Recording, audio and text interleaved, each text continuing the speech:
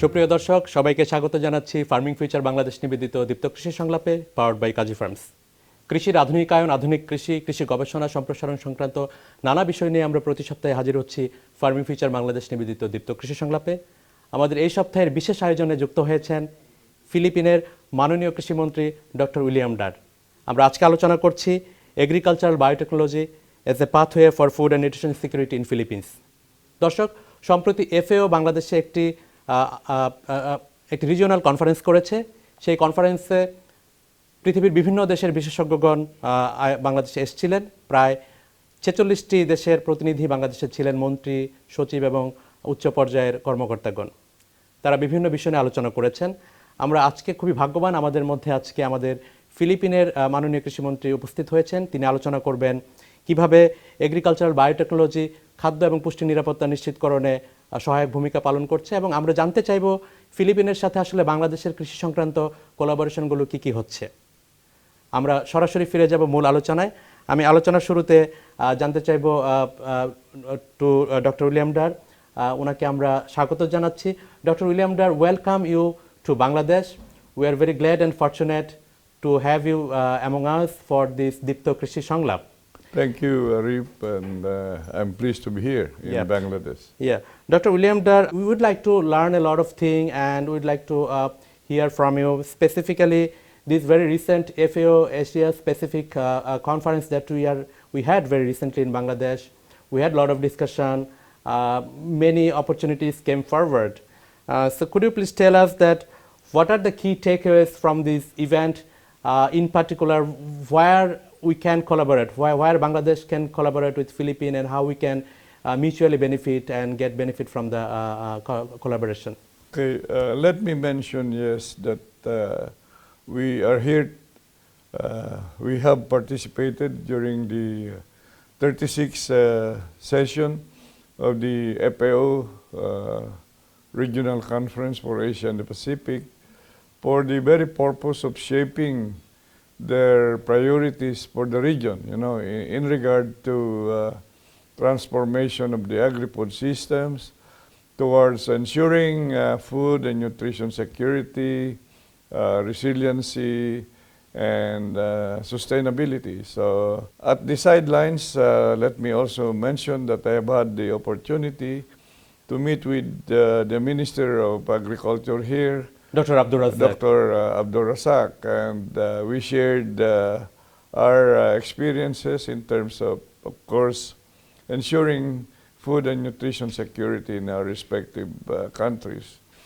And yes, you know, the regional conference zeroed in on how we really should be able to feed the growing people, I mean the population of Asia and Pacific, and how we can share knowledge and experiences, and even new technologies that can be properly utilized in our agriculture sector in our respective countries. Now, one of them is, of course, biotechnology. During our meeting with Minister Razak, we mentioned about the new development in the Philippines in terms of the ongoing commercialization of golden rice, which we know is very important in terms of solving vitamin A deficiency. As you know, we have problems also in regard to this micronutrient deficiency. Much more for the young children and women, yes. So today we are now at the stage of mass producing the seeds, utilizing research stations, and even farms in the countryside with farmers who are willing to collaborate in really enhancing the massive production of seeds, so that by next cropping season, we shall be able to now give all these seeds to the priority provinces where vitamin A deficiency is observed. So hoping that by the end of this year, 2022, that massive golden rice production will happen. Honorable Minister, in relation to that, how your government is supporting the Department of Extension at your country to scale up golden rice because it's been approved and now it would be in farmers field, eventually go to the consumers. Yes. So how your government and you are supporting your extension department and to scale it up? You know, we issued a special order for the scaling up of this golden rice, and we have the Philippine Rice Research Institute under the umbrella of the Department of Agriculture, and they are in collaboration with the International Rice Research Institute. They are the ones spearheading the massive seed production in key areas, and they are now being assisted by our people, our regional field offices in those areas. So even this early, we are starting to have massive public, dissemination of this new technology so that public acceptance will be there. Biotechnology has been feared to be something, in the eyes of some of the critics, this is not a good technology. But, as we are having, impacts of climate change in a big way, and the increasing population of the world, we need to have biotechnology. And we have limited land to we need Limited more land food. resources, yes. Yes. Honorable Minister, you just mentioned about skepticism and concern from many of the community and people. So how you are going to tackle that, or how your extension department or your researcher, how they are going to mitigate those challenges in regard to extension of the golden rice or dissemination of As the I've golden already rice? mentioned, we are starting, and there is a design for this strategic communication support for the public to understand properly this new technology. And critics would also tell that we don't have proper protocols or the processes in terms of biosafety consideration. We have all literature indicating in the world that this is one of the safest technologies.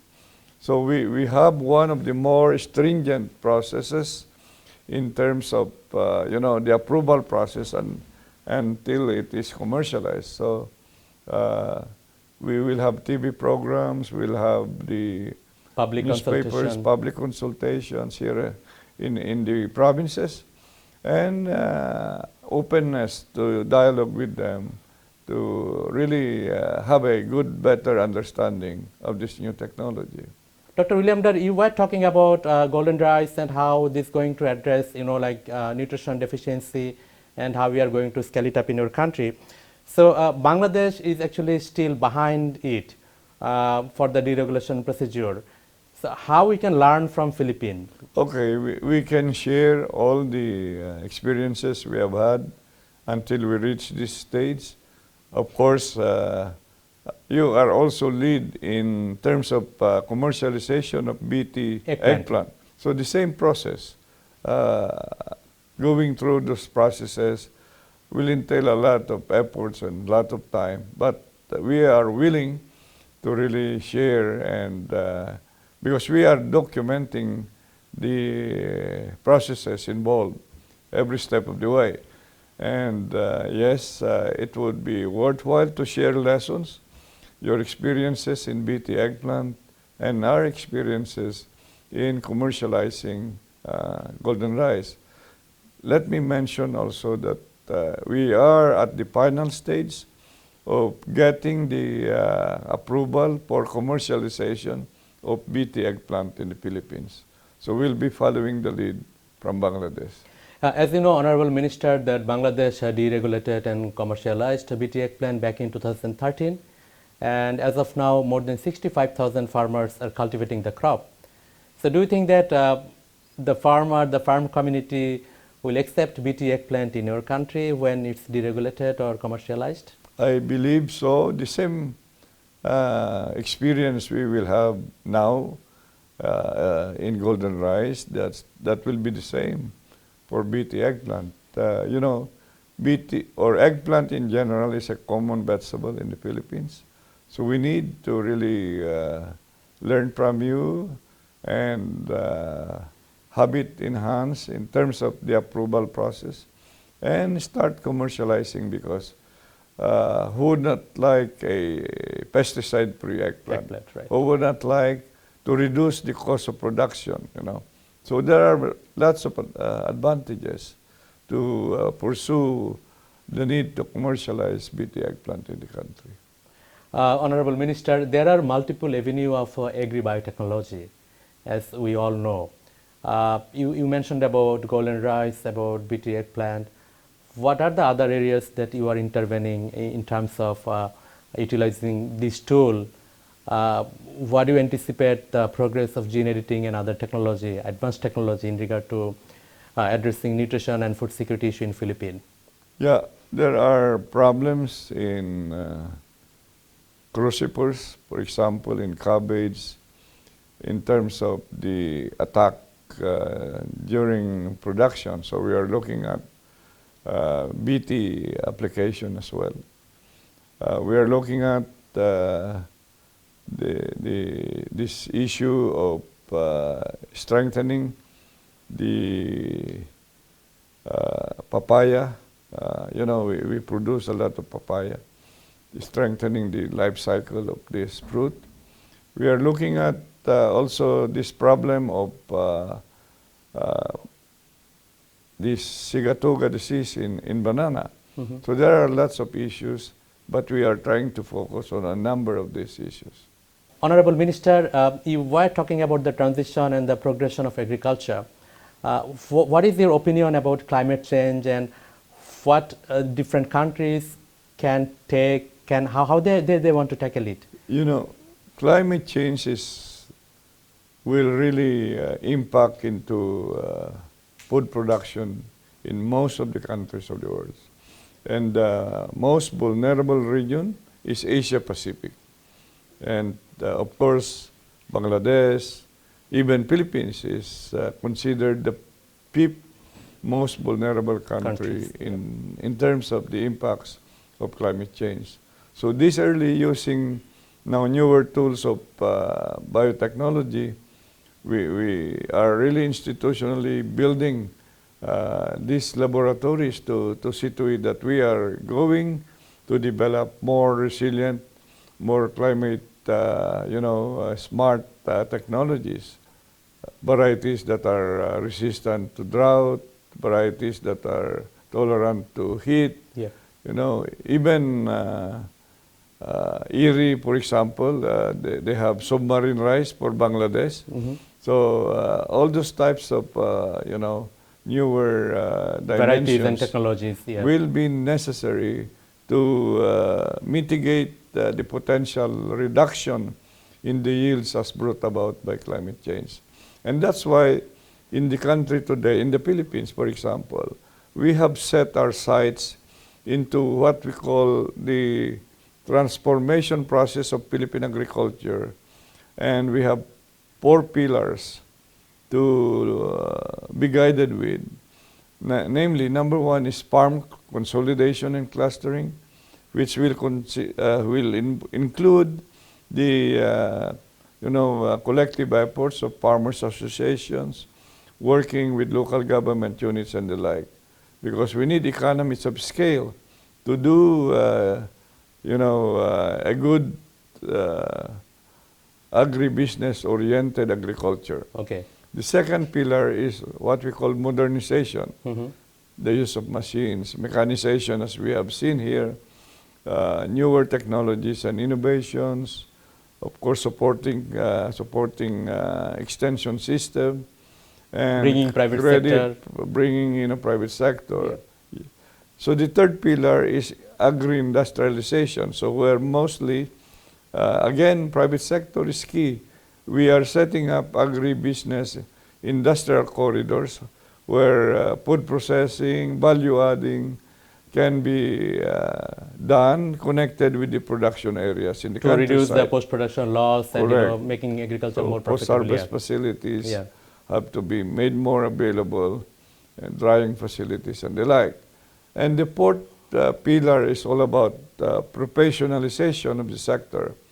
The men and women that you need to have in the agriculture sector must be real experts, including that of the local government units, because there is a delineation of the work between national government, which will do the steering role, while the local government units doing the rowing role, but they have to be in partner. Well connected and equally Correct. treated. So we are hopeful that these transformations, but one thing I have to highlight, because all my experiences would indicate that, okay, you may have the best of plans and designs of programs and projects, but if it is not well supported, just like the case here in Bangladesh, it was the topmost priority of government to bring agriculture to where it is now today and in the future. So I would hope that, this is one of the best lessons of this visit in Bangladesh, to have learned and to have seen myself that agriculture is a topmost investment by government, and I would hope that we can follow the same, because if not, you will always be dependent on, supply augmentation from other countries.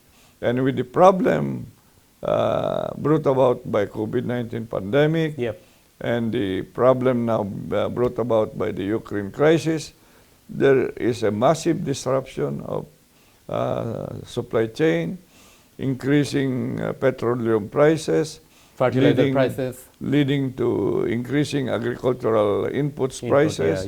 So everything, it's such a messy world today, and propping up your agriculture sector, stockpiling of food and the like is, the best way to do. So invest well, and consider agriculture. We will consider, hopefully, agriculture at a topmost investment area in the future.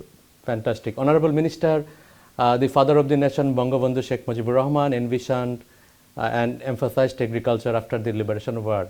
And the ruling government is taking that leadership and scaling it up, as you cited. There you are. So what is your evaluation opinion about Bangladesh? I like the political will of the government to have declared, agriculture, food production as #1 priority of the country. I like that priority.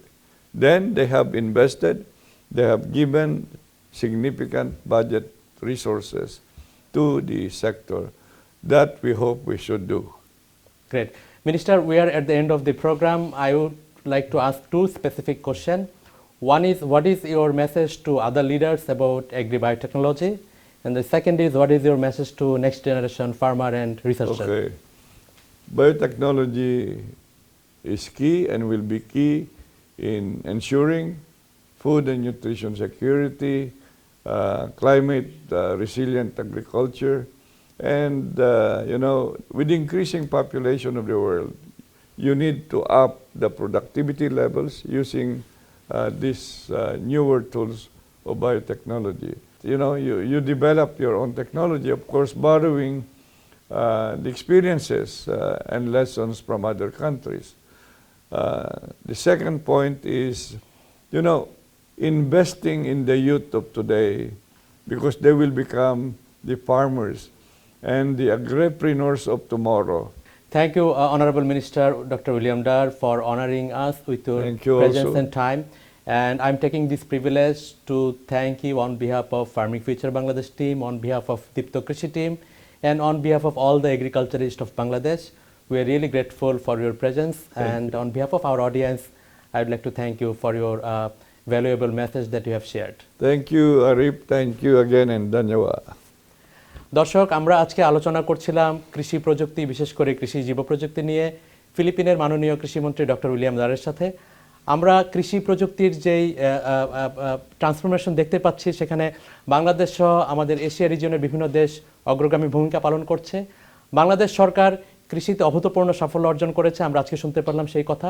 আমরা আশা করি কৃষি প্রযুক্তিকে আরও বেশি এগিয়ে নেওয়ার জন্য সরকার এবং তার সাথে সংশ্লিষ্ট সকলেই কাজ করবেন, কৃষক ভাই বোনেরা কাজ করবেন এবং খাদ্য ও পুষ্টি নিরাপত্তা নিশ্চিতকরণে আমরা যে লক্ষ্য নিয়ে কাজ করছি সেই লক্ষ্য অর্জনে সবাই একসাথে ভবিষ্যৎ বাংলাদেশের জন্য কাজ করবে। সেই আশাবাদ ব্যক্ত করে ফার্মিং ফিউচার বাংলাদেশ নিবেদিত দীপ্ত কৃষি সংলাপের এই সপ্তাহের বিশেষ আয়োজন থেকে বিদায় নিচ্ছি। আমি আরিফ। আমরা প্রতি সপ্তাহে শুক্রবার বিকেল 5:30 দীপ্ত কৃষি সংলাপ নিয়ে আপনাদের সামনে হাজির হচ্ছি। আশা করি আপনারা ভালো থাকবেন, সুস্থ থাকবেন এবং পরবর্তী অনুষ্ঠান দেখবার আমন্ত্রণ জানিয়ে বিদায় নিচ্ছি। ধন্যবাদ।